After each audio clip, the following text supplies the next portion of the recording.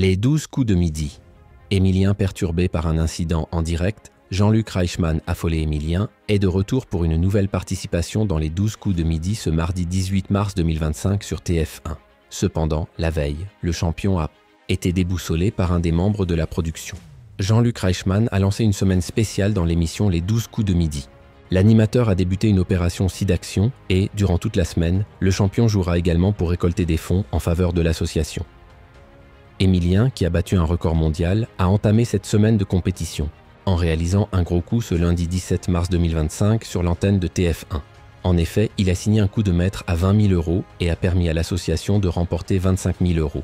Sa cagnotte personnelle s'est ainsi élevée à 2162 €. Face à l'étoile mystérieuse, il a proposé Dave, mais sa réponse s'est révélée incorrecte. Les 12 coups de midi. L'émission perturbée, Jean-Luc Reichmann contrarié durant l'émission. Émilien, qui a récemment été ridiculisé par l'animateur, a tenté de répondre à une question, mais sa réflexion a été légèrement troublée. En effet, alors que le maître de midi réfléchissait, Maboul s'affairait à démonter le décor hivernal de l'émission, puisque le plateau changeait d'ambiance dès ce mardi 18 mars 2025. Émilien a donc été perturbé par cet incident, en direct tout comme Z, la voix off de Les 12 coups de midi. Tout au long de l'émission, Maboul a poursuivi le démontage, allant jusqu'à reculer la voiture de l'étoile au cadeau. Jean-Luc Reichmann s'est alors affolé, craignant que les écrans situés autour du plateau ne soient endommagés.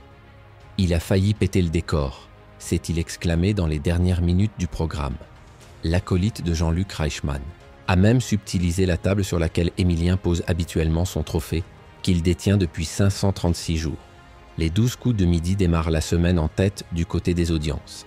Les 12 coups de midi a captivé 2,64 millions de téléspectateurs ce lundi 17 mars 2025, entre 11h49 et 12h44, soit 35,1% de part de marché auprès des 4 ans et plus. Le programme de TF1 a atteint un pic à 3,9 millions de personnes dans les dernières minutes de l'émission.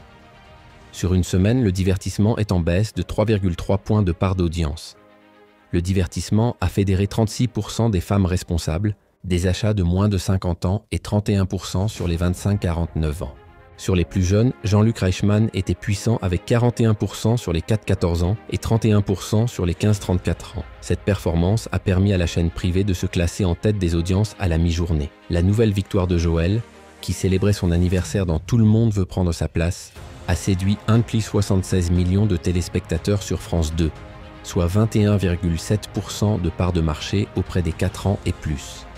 Les 12 coups de midi est à retrouver quotidiennement, à 11h50 sur TF1.